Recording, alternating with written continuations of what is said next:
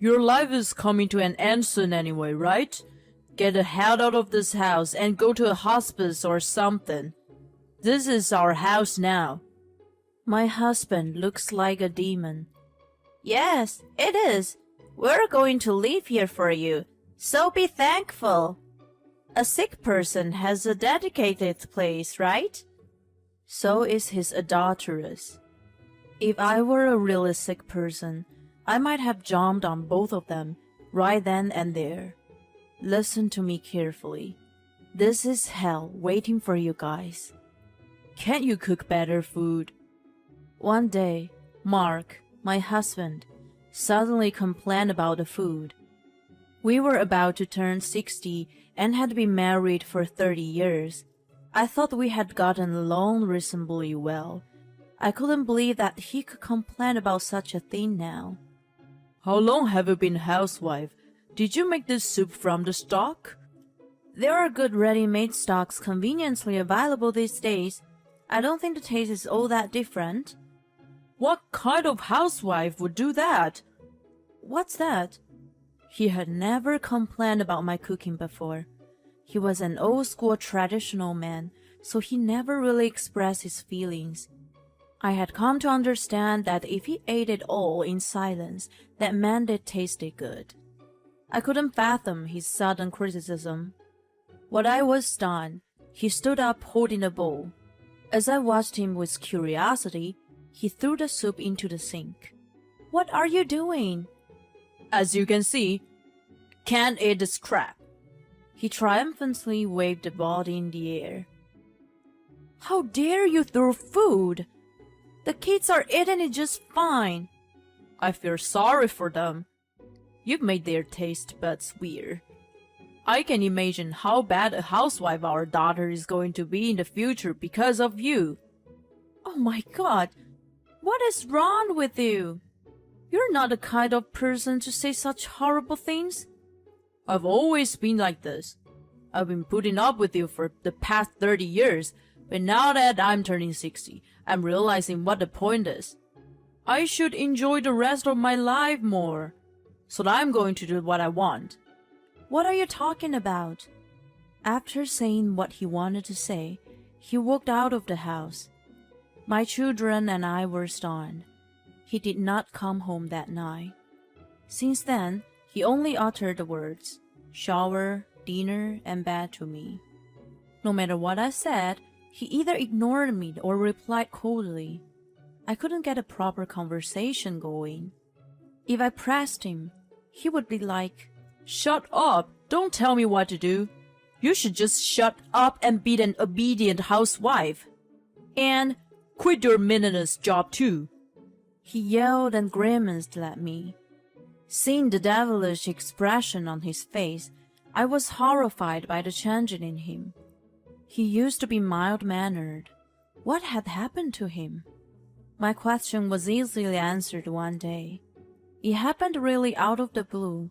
One weekend when Mark was away on a business trip, I had a visitor.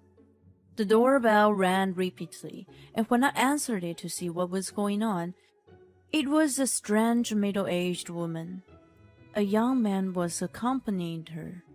Who are you? You must be Mark's wife. You're the bitch who's torturing him. Excuse me? She must be an acquaintance of Mark, but I had never met her before. Why was I called a vulgar name by the stranger? I was searching for the right words when a woman, who must have been younger than me, said, I'm dating your husband. What? I gasped at the unexpected declaration. He wants to be with me as soon as possible, but he says he can't get a divorce from you. You're a burden to him, so get the hell out of this life. Listen carefully. Pay him alimony and get out of this house. My son and I are moving in with him. Leave now, you bitch. That's right. Get out. The man, who supposedly her son, shouted in unison. While I was in shock, the two of them walked away. What the hell just happened? I murmured to myself. When I calmed down, it was easy to comprehend the whole situation. Oh, so that's what's been going on. The reason for Mark's sudden change was the woman. Cheating, huh? It might have been too early to call it a love in the golden age, but I guessed it was something like that. I remember that he had been taking much care of his style. Judging from his behavior, he must have been very much into her. I wonder if he was planning to divorce me sooner or later. I didn't notice any indication from him, but maybe he was thinking about it. I decided to seriously consider the possibility of the end of our marriage. I contemplated whether I should mention the visit or keep it on the wraps and gather evidence of the affair. I kept dwelling on it when Mark unusually spoke to me. That's the result of your medical checkup, isn't it? Need for further examination. How pathetic. You too, right? Shut up! He taunted me as he looked at my results, which I had placed in front of me. In fact, his diagnosis had also arrived the other day, and it was written as requiring further examination. Even though it was due to our age, it was certainly a shameful result for us as a couple. I decided to put the matter of his affair on hold and think it over later. First and foremost, I needed to be healthy. I made an appointment for another test. Mark was reluctant to go through the trouble, but he must have been worried and agreed to take the test with me. A few days after the test, I went to the hospital to get the results. He did not accompany me, saying he wanted me to ask the doctor.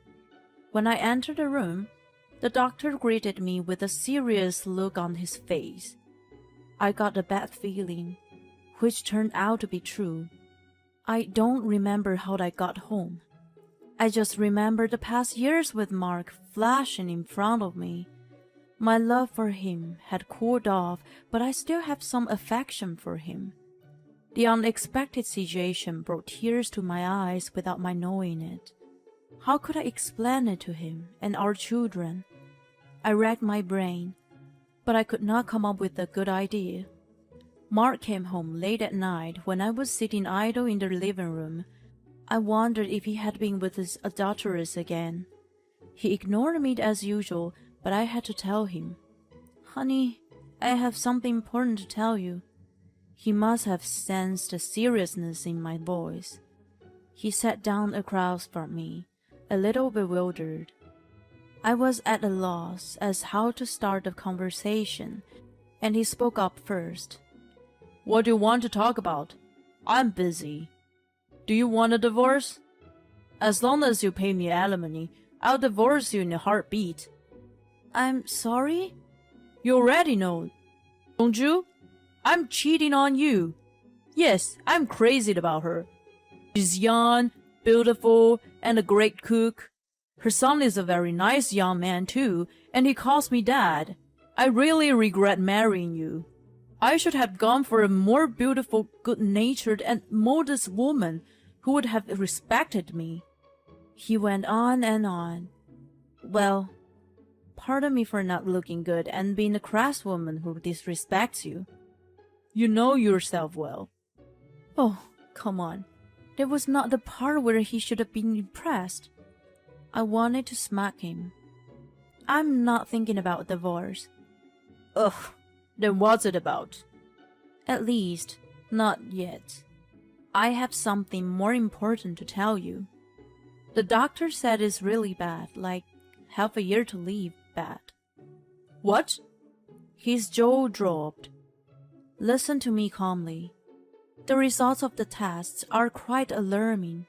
6 months to live means that if it's left untreated, the doctor said that with life-prolonging treatment, it could be a few more years. Seriously? That's hilarious! I could not continue with more details because he started laughing hard. He must have gone crazy from the shock. 6 months to live. Who could blame him? I couldn't believe it either. Even if there are no symptoms now, they will start to appear one after another. It needs to be treated sooner than later. That's enough talking. I understand what you want to say. I don't care about the treatment, and I'm not going to pay for it. Hey!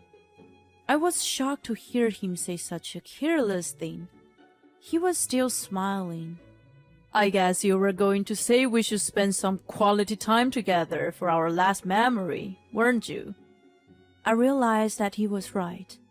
I nodded in agreement. You're right. No, thank you. I absolutely hate the idea. I was about to continue. If I could, I would. But he interrupted me again. Why was he acting so high? I'll do whatever I want for the next 6 months, and I don't give a shit what happens to you. He stood up. Honey? I'm leaving. Not just me, but the kids too? They're grown up. My role as a father and husband is over. Even if it's only for another 6 months, I can't stand being with you. No, it's because it's only 6 months that I don't want to put up with you.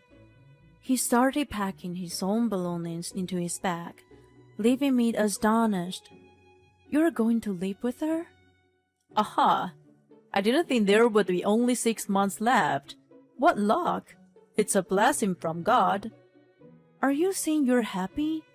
Oh yeah, I'm so glad. I won't have to see your face in 6 months, right? Nothing could be more joyous. At that moment, a few remaining feelings for him vanished. How could I feel anything toward him if he hated me so much? I seriously considered a divorce, but there were only another 6 months left. I decided to be patient. Clenched my fist. Well, see you at the funeral in 6 months. He cheerfully walked out. 6 months were coming to an end in the blink of an eye, and I hadn't heard once from him since he left. Then, he suddenly appeared with the doctors and her son in tow. Oh my God, what's going on with you? The man in front of me was a different person from Mark I remembered. He was emaciated, and his complex was white beyond recognition.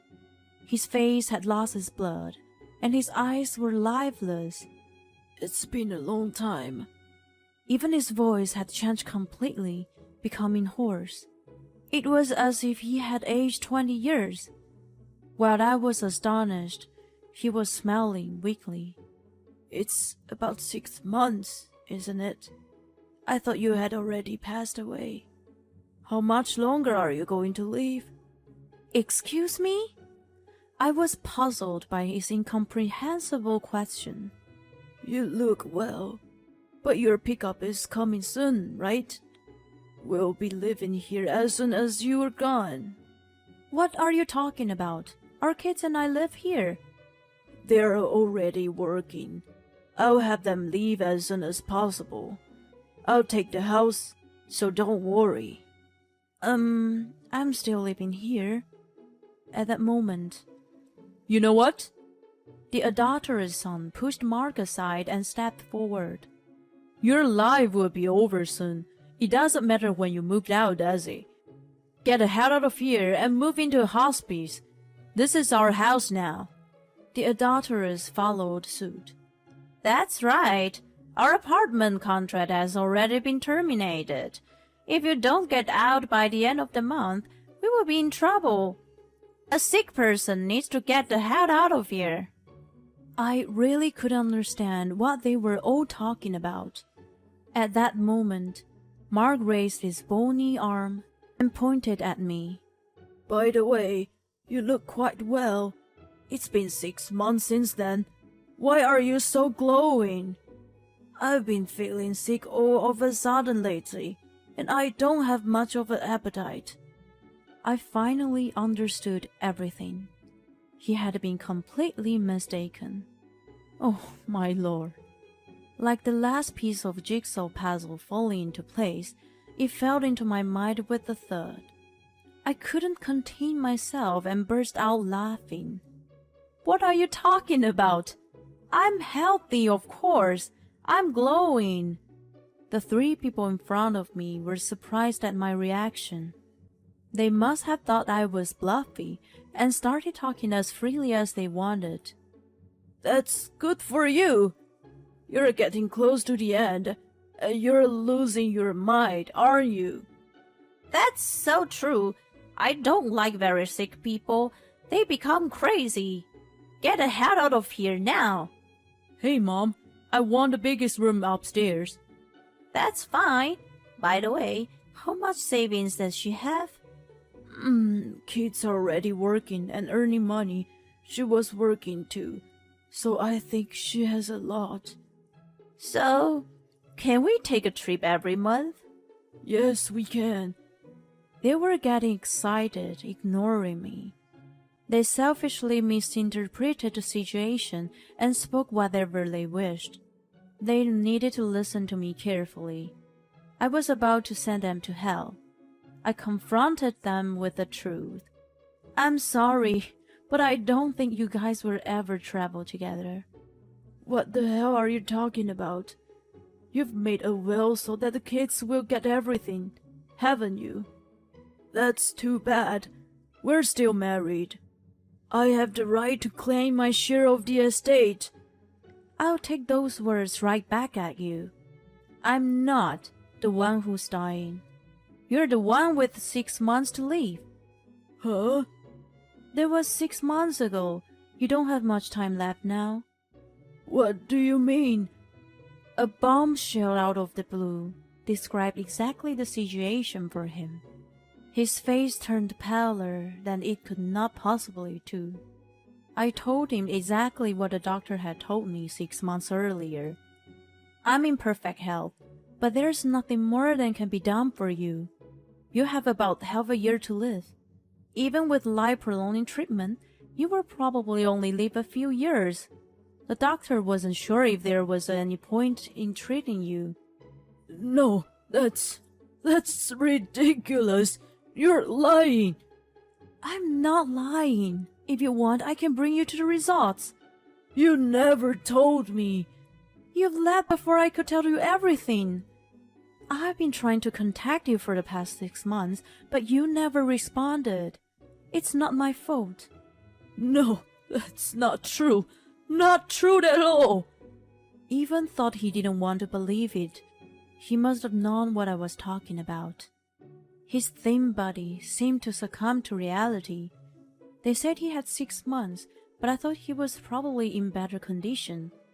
I would have thought that he had lost the ability to walk by then. His adulteress and her son pushed him out of their way and came forward again. Both of them looked to be in a panic. What do you mean? What on earth are you talking about? He has 6 months to live? So, it seems he had misunderstood his condition. I'm healthy and will continue to live in this house. The medical checkup 6 months ago revealed he had only 6 months to live. It's about time he becomes very ill. They both turned pale at my words. Are you kidding? You want us to go back to that shabby apartment again? Mom, didn't the management say they already found a new tenant? They want us out by the end of the month, right? What should we do? I'll call the management right away. I don't think that's gonna make any difference. What are we going to do? Where are we going to live? The confused adulteress turned to Mark. This is not what you promised us. What are you going to do about it? How much longer do I have left? The adulteress and her son were screaming in panic. Mark was in his own world, mumbling and muttering. It was chaos. Well, now that everyone is on the same page, I'm going to ask you to leave. You too, Mark. I was about to close the door. Then I saw Mark jerk his body as if he had come back to himself. Ignoring him, I closed it shut. And then I heard his pitiful voice along with the banging on the door. Open up! What am I supposed to do? If I start the treatment now, would I still alive?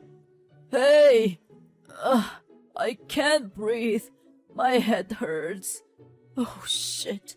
I thought it was just a cold. I didn't think it was. I thought about calling an ambulance for him.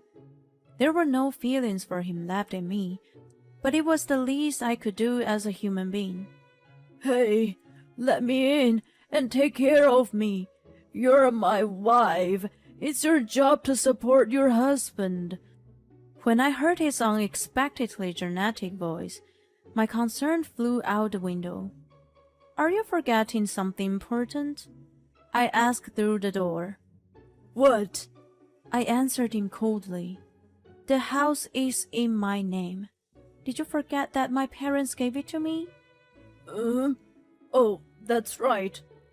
Oh, come on. He seriously forgot. And you mentioned that you're my husband, but when you left home, you said your role as a father and a husband was over. I would not support you as I am not your wife. Please leave. Oh no, wait. Let me in. Help me. Hey, what about us? What about my room? The three of them were screaming for a while behind the door. They were taken away by the police who arrived at the scene after a neighbor called them. Then Mark and I filed for divorce. We had been married for 30 years. I had wanted to send him off as his wife in the end. My mind changed the moment he came back, expecting me to cross the bridge. I was surprised at how easy it was for me to decide on the divorce. It was an abrupt ending, as if our 30 years were old dreams. Mark cried and begged me to stay with him, but I felt like he was a stranger to me. The adulteress and her son were furious at the unexpected turn of events and abandoned him, who was fading away. They can only afford to live in an old, shabby one-bedroom apartment now. Her son refuses to work even though he is a grown man. They're supposedly living a hard time together. I could have sued her for alienation of affection, but I decided not to. It would have been too much trouble. I don't think she would pay me properly anyway.